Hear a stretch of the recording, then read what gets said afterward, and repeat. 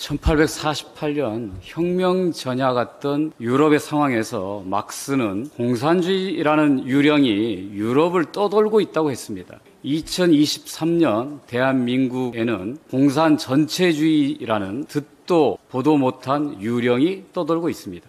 자유를 유난히 강조해온 공산 전체주의 용어 창시자 윤석열 대통령에 의하면 공산 전체주의 세력은 민주, 인권, 진보로 위장해 활동하는 반국가 세력이라 합니다. 민주주의를 신념으로 갖고 있는 야당인 민주당도 인권운동가와 진보 시민단체도 반국가 세력이 되어버렸습니다. 신내선 일체를 추구하는 윤석열 정부에서는 후쿠시마 핵오염수 방류를 반대하는 것조차 반일 선동으로 낙인 찍어버립니다. 심지어 항일 독립 영웅들도 반국가 세력으로 몰리고 있습니다. 보동정투의 영웅 홍범도 장군은 과거 소련 공산당에 가입한 적이 있다고 해서 흉상을 철거하려 하고, 의열단원으로 활동한 정율성은 중국 인민해방군가를 착곡했다는 이유로 광주의 정율성 공원을 없애라고 합니다. 나아가 항일과 민주의 자랑스러운 역사를 지우고 민주주의 유린자 이승만, 친일 반민족 행위자 백선엽, 군부 쿠데타 주도 박정희를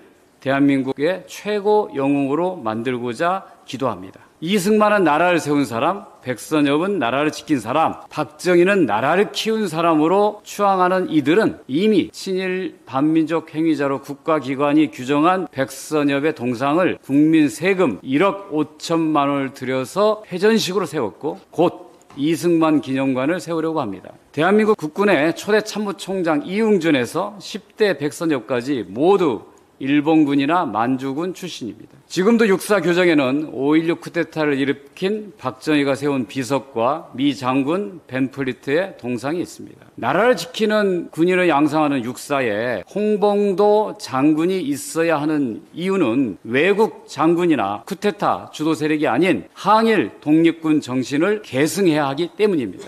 그런데 이 사람들은 큐리 부인으로 널리 알려진 노벨상 수상자 마리 큐리 박사가 1911년에 프랑스 공산당에 가입했고, 화가 피카소가 1944년에 프랑스 공산당에 가입한 사실은 모를 것입니다. 한국의 메카시 주의자들은 이제 어떻게 하게 될까요? 당장 어린이들이 많이 읽는 큐리 부인 전기를 금서로해야 하고, 피카소 전시회는 불허하고, 불온한 작품들은 철거해야 할 것입니다. 또한 노벨 물리학상과 화학상을 연이어 수상한 큐리 박사의 경우 홍범도 장군의 중복 서운을 문제 삼는 것처럼 노벨상 위원회에게 중복 수상 배우가 의심스럽다고 이의를 제기할 것입니다. 그런데 국민들이 모르는 자유 참칭 세력들의 공통된 특징이 있습니다. 사익을 추구하는데 뛰어난 능력이 있다는 것입니다. 공직에 임명되면 당연히 해야 하는 재산 등록 과정에서 감사원 사무총장 유병호, 총리 비서실장 박성근, 김소영 금융위 부위원장이 백지 신탁에 부당하다는 소송을 제기했고,